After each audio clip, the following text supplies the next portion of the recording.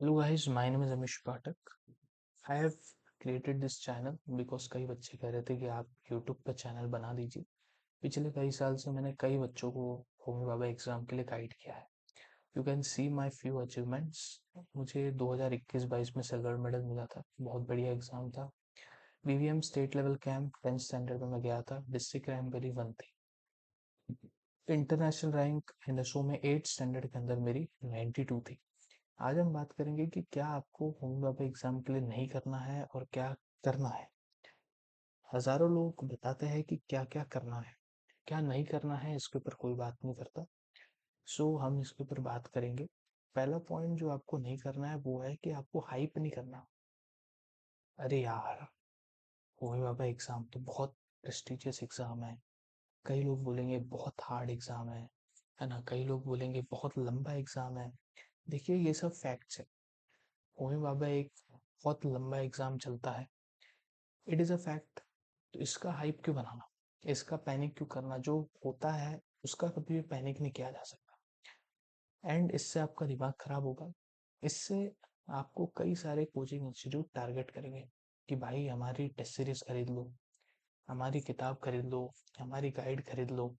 आपको वो कुछ भी परचेस नहीं करना है, कुछ भी आपको वो सब परचेस नहीं करना है। क्यों? इसका पहला रीज़न है कि आपके पास लिमिटेड टाइम है।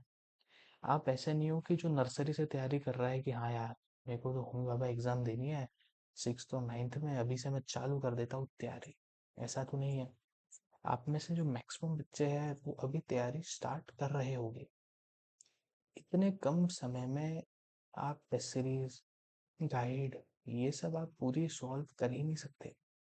आपके घर में लाइब्रेरी बन जाएगी होमी बाबा एग्जाम की बुक्स की, बट सॉल्व आपसे एक भी नहीं होगी, एंड मार्क्स आपके उससे इम्प्रूव होने वाले नहीं है। सो मैं आपको बताना चाहता हूँ कि आपको हाइप नहीं करना। दूसरी चीज जो आपको करना नहीं है वो है fully structured course.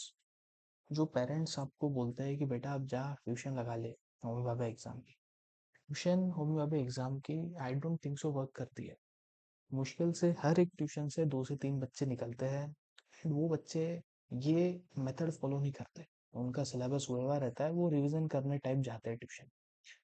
Fully structured course के लिए मैं क्यों नहीं कह रहा हूँ, इसका एक बहुत डेडिकेटेड रीज़न है कि जो कोचिंग इंस्टीट्यूट्स आप ज्वाइन करेंगे ऑनलाइन या ऑफलाइन, उसमें पहली बात कुछ सीबीएसई के बच्चे होंगे। सीबीएसई वालों को पता है कि भाई स्टेट बोर्ड के जो किताब है वो पढ़ने में तो अच्छे है, लेकिन स्टेट बोर्ड के कुछ चैप्टर्स हमारे यहाँ 8th में दिए, उनके वो 9th में दिए। जो हमारे यहाँ 9th में दिए उनके वो 8th में दिए। शायद हमारे स्कूल में कोई और चैप्टर चल रहा है, ट्यूशन में कोई और चैप्टर चल रहा है। शायद ट्यूशन वाले सर स्टेट बोर्ड वाले बच्चों के हिसाब से पढ़ा रहे हैं, सीबीएसई वालों के हिसाब से नहीं पढ़ा रहे। ये मेजर फैक्टर होता है जिसकी वजह से ट्यूशन उतने बेहतरीन तरीके से वर्क नहीं करती। क्योंकि ट्यूशन में सीबीएसई के भी बच्चे रहेंगे, स्टेट बोर्ड के भी बच्चे रहेंगे मेजरली, कुछ कुछ आईसीएससी के भी हो सकते हैं। दूसरी बात यह है कि कभी ना कभी जो होंगे बाबा एग्जाम के चैप्टर्स है, क्योंकि अगर मैं 9th स्टैंडर्ड की बात करूँ या 6th स्टैंडर्ड की बात करूँ, सिर्फ 9th का सिलेबस तो आता है नहीं। कुछ चैप्टर 8th के भी है, कुछ चैप्टर 10th के भी है। कुछ बच्चों ने 8th बहुत बेहतरीन तरीके से पढ़ी होगी। अब ट्यूशन में आपको फिर से वही 8th के चैप्टर पढ़ाएंगे तो आपका समय बर्बाद होगा। कुछ बच्चों ने 8th और 9th बहुत बेहतरीन तरीके से पढ़ी होगी। हर बच्चे का अलग अलग वीक एरियाज होता है। अगर आप है कि भाई मेरा मोशन तो बहुत अच्छा है, लाइट उतना अच्छा नहीं है, मैं लाइट पे काम करूंगा। मेरा लाइट अच्छा है, मोशन उतना अच्छा नहीं है, मैं मोशन पे काम करूंगा।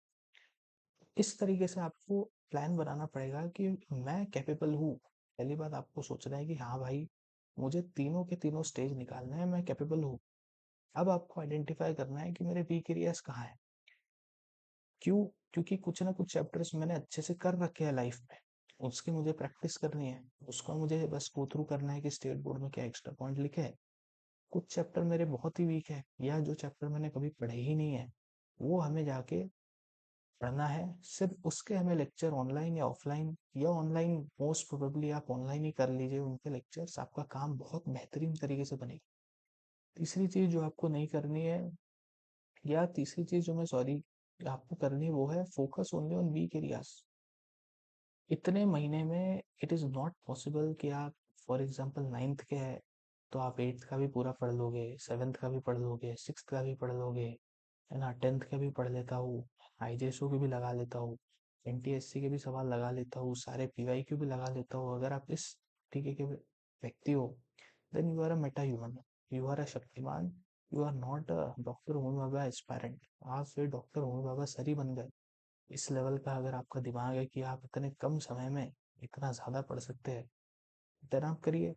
बट मैं तो नहीं पढ़ सकता था। मेरे 82 मार्क्स थे, जो कि बहुत बेहतरीन नंबर थे। सो मेरा ये एक्सपीरियंस है कि आपको वीक एरियाज पे काम करना है। जो चैप्टर कभी नहीं पढ़े या जो चैप्टर थोड़े से वीक रह गए, आपको उन पे काम करना है। दूसरी बात, आपको प्रैक्टिस कहाँ से करनी है? पहली बात स्टेट बोर्ड बुक्स, और दूसरा पीवाईक्यू। पहला प्रेफरेंस आपको पीवाईक्यू को देना है। अब बच्चे बोलते हैं कि सर पीवाईक्यू कितने साल के, जितने ओल्ड पीवाईक्यू बुक आपको मार्केट में मिल जाए, 10 साल पुराने पीवाईक्यू, 20 साल, 15 साल, उतने आपको लगाने हैं। अब पीवाईक्यू बुक जैसे आपने खरीद ली, जैसे आपने पीवाईक्यू बुक खरीद ली, तो पीवाईक्यू बुक में क्या होगा, मिक्स क्वेश्चन रहेंगे। जैसे क्वेश्चन नंबर 1 मोशन का है तो उसके सामने आप एम लिख लो, क्वेश्चन नंबर 2 लाइट का है उसके सामने एल लिख दो, क्वेश्चन नंबर 3 सपोज इलेक्ट्रिसिटी का है उसके सामने ई लिख दो। जब आपका मोशन खत्म हुआ तो आप सारे मोशन के सब क्वेश्चन लगा लो। जब आपका लाइट खत्म हुआ सारे लाइट के सवाल लगा लो। जब आपका इलेक्ट्रिसिटी हुआ सारे इलेक्ट्रिसिटी के लगा लो। इस तरीके से आपको पीवाईक्यू से डील करना है। दूसरी चीज, जो स्टेट बुक के एग्जाम्पल्स है वो आपको एक बार देख लेना है बस। उतने भी नहीं कि भाई एकदम आप घुस गए कि आज तो मैं पूरी ही स्टेट बुक निपटा दूंगा। कई सारे जो सवाल होते हैं they are not MCQ based, they are kind of lengthy, है ना। जिसको आपको सिर्फ देखना है कि हाँ यार जो लेंदी सवाल है उसमें आपको क्या देखना है कि इसमें क्या कॉन्सेप्ट था। अगर इसमें मिरर फॉर्मूला का ही लेंदी सवाल था, मुझे पता है यार मिरर फॉर्मूला क्या होता है, डन। इतना आपको उस पर सोचना नहीं है। तो प्रैक्टिस के लिए दो रिसोर्स है जो आपको फॉलो करने हैं। तीसरा जो आपको फॉलो करना है वो है reading state board books for biology. Biology के लिए आपको स्टेट बोर्ड बुक्स रीड करने हैं। स्टेट बोर्ड बुक्स में जो ब्लू कलर का पैरा होता है वो रीड करना है। कुछ साइंटिस्ट का इंट्रोडक्शन दिया होता है वो रीड करना है। कुछ ना कुछ स्टेट बोर्ड बुक में हाईलाइटेड पार्ट है, बोल्ड पार्ट है, बॉक्सेस है, वो आपको ब्लाइंडली रीड करना है। ऐसा नहीं कि आप बैठ के लर्न करने लग गए कि आज तो मैं पूरा लर्न कर लूंगा, नहीं। जब टाइम मिले आपको वो ब्लू पैरा, है ना, अलग अलग बुक्स में कई सारे पैराग्राफ्स है वो आपको रीड करना है। जहां तक मुझे याद है कि वैसा बुक्स में थे। तीसरा, साइंस इज अ की सब्जेक्ट नॉट जीके।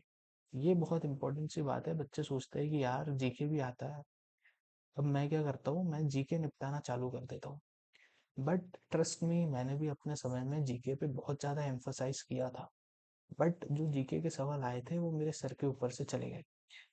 क्योंकि कई बार ये चांसेस होते हैं कि जो सवाल हमने पढ़े थे या जो जीके हमने पढ़ा था शायद उससे अलग ही लेवल का कुछ आ जाए।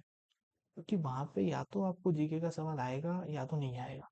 साइंस इज अ की सब्जेक्ट। यहाँ पे अगर आपका कॉन्सेप्ट स्ट्रांग है आप इजीली बहुत बेहतरीन स्कोर कर सकते हैं। इसलिए जीके को आप उतना समय ना दे। जो अच्छा आपको लगे, चैनल यूट्यूब पे जो जीके बेहतरीन तरीके से पढ़ा रहे हैं उनको आप बस फॉलो करें। साइंस पे आप अपना पूरा जी जान लगा दें। पांचवा पॉइंट है कि वेरी टफ क्वेश्चन आपको नहीं करना है। कई कोचिंग इंस्टीट्यूट्स जो मेरे समय में चलते थे, they used to give IJSO question for Homi Bhabha part 1 exam, not at all recommended. They used to give very tough NTSC question. They used to give such a question that are not a part of syllabus. आपको 3-3 4-4 कूले देके NLM के questions कराएंगे। आपको kinematics में एकदम derivatives कराने लग जाएंगे। केमिस्ट्री में एकदम एसिड बेस टाइट्रेशन कराने लग जाएंगे। सो जैसा ही आपको लगे कि यार ये तो सिलेबस से बाहर जा रहा है, वैसे ही आपको इसको स्किप करना है। उस पर आपको टाइम बिल्कुल नहीं देना है, बिकॉज टाइम इज लिमिटेड। यही होमी भाभा एग्जाम की खासियत है कि लिमिटेड टाइम पे कौन ज्यादा से ज्यादा सिलेबस कर देगा। Complete your syllabus ASAP. The syllabus is very very vast. You have to do it as soon as possible. यही एग्जाम की खासियत है। एकदम इजी सवाल ऐसे पोर्शन से आएगा जो बच्चे यूजुअली इग्नोर करते हैं। वेरी इजी सवाल ऐसे सवाल क्वेश्चन से आएगा जो सिलेबस बच्चे पढ़ ही नहीं पाते। जैसे कोई 9th वाला एग्जाम बच्चा है, वो 6th के ये जो ब्लू पैरा है ये सब उतना पढ़ता नहीं है। तो 6th 7th की बुक से ब्लू पैर आ जाएंगे। 7th इसकी कोई भी शॉर्ट ट्रिक्स वर्क नहीं करती। This is my personal experience कि आपको कोई भी शॉर्ट ट्रिक पे रिलाई नहीं करना कि यूट्यूब पे गए, सर्च किया मोशन ट्रिक्स, कुछ नहीं होगा। क्यों कुछ नहीं होगा? क्योंकि एग्जाम हॉल पे दिमाग में एक ही चीज होता है, वो है कॉन्सेप्ट्स। कॉन्सेप्ट्स का मतलब कुछ लोग सोचते हैं कि कॉन्सेप्ट मतलब टफ। ये बिल्कुल गलत बात है। कॉन्सेप्ट मतलब मेकिंग इजी।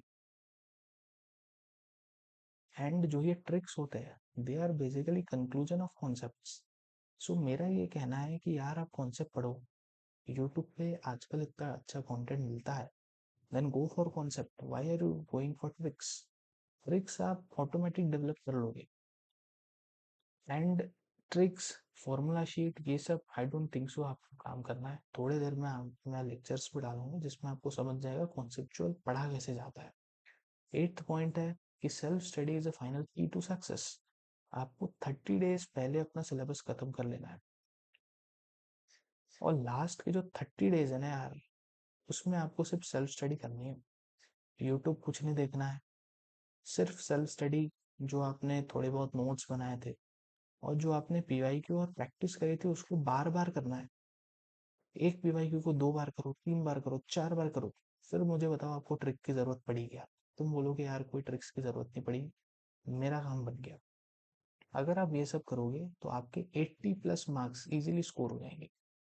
सबसे बड़ी गलती जो बच्चे करते हैं वो है कि यार फटाफट से ट्यूशन ज्वाइन कर लेता हूँ, स्टेज 1 पास कर लेता हूँ, स्टेज 1 बस पास कर लेता हूँ यार, एक सर्टिफिकेट मिल जाएगा मेरिट वाला और मजा आ जाएगा। मम्मी पापा को दिखाऊंगा, देखो मेरिट वाला सर्टिफिकेट मिल गया मम्मी। एंड स्टेज 2 में उनका सिलेक्शन नहीं हुआ। ऐसे बच्चे बहुत ज्यादा रिग्रेट भी करते हैं क्योंकि वो मेहनती होते हैं, स्टेज 1 निकाल रखा होता है। सो मेरी ये एडवाइस है कि यार स्टेज 1 बस पास करूंगा, ये वाला थॉट अपने दिमाग से हटा दो। स्टेज 1 मुझे फोड़ना है, एकदम बेहतरीन नंबर लाने हैं। 80+ मार्क्स का मेरा टारगेट अगर है, उस लेवल की मैं प्रिपरेशन करूंगा। क्यों? क्योंकि 32% वेटेज होता है भाई। ये 30% वेटेज जो होता है, this is a game changer. जैसे मैं अपना एग्जांपल बताऊं, मेरा स्कोर था 82 मार्क्स। 82 मार्क्स थे मेरे पहले स्टेज 1 के अंदर, इससे मुझे करीबन 24.6 मार्क्स तो मुफ्त के मिल गए थे। अब आप कट ऑफ निकाल लो यार, स्टेज 2 का कट ऑफ कितना होता है, उसमें 24.6 मार्क्स मेरे ऐसे ही मिल गए। अब जो प्रैक्टिकल टेस्ट है उसमें दो चीज हुई, 80+ मार्क्स आएंगे तो दो चीज हो जाएगी। पहली चीज कि आपका कॉन्फिडेंस बहुत अच्छा बढ़ जाएगा कि यार मेरे 80+ मार्क्स है, अब मुझे सिर्फ प्रैक्टिकल फोकस करना है। एक आधा प्रैक्टिकल मेरे से नहीं भी जमा तो मेरा काम बन जाएगा। दूसरा, आप बहुत ताकत से तैयारी करोगे तो आपके सिलेक्शन के चांसेस बहुत ज़्यादा होते हैं। जितने भी टॉपर्स होते हैं उनके स्टेज 1 में मार्क्स बहुत ज़्यादा होते हैं। ये आपको ध्यान में रखना है कि जितने भी टॉपर आपको मिलेंगे उनके स्टेज 1 में मार्क्स बहुत बेहतरीन होते हैं। So this was all that you need to know regarding DH BBVC exam. आपका बड़ा ही भाई होने के नाते मैंने आपको ये सब बता दिया। ना wish you all the best. आप मेरे से कनेक्टेड रहिए। Thank you.